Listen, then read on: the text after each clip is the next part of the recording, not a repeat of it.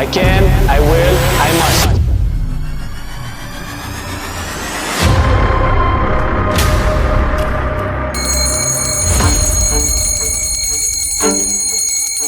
Everything what we did here, every kind of exercise, the sitting meditation, the laying meditation, the standing meditation, the purpose was to give you an idea of who you are. What does it mean?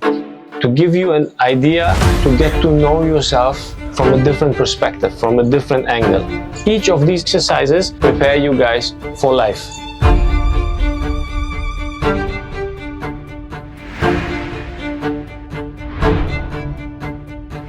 Don't let these negative feelings take over.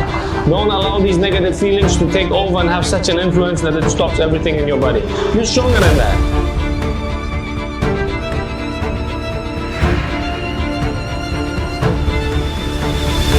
As a tribe, uplift yourself.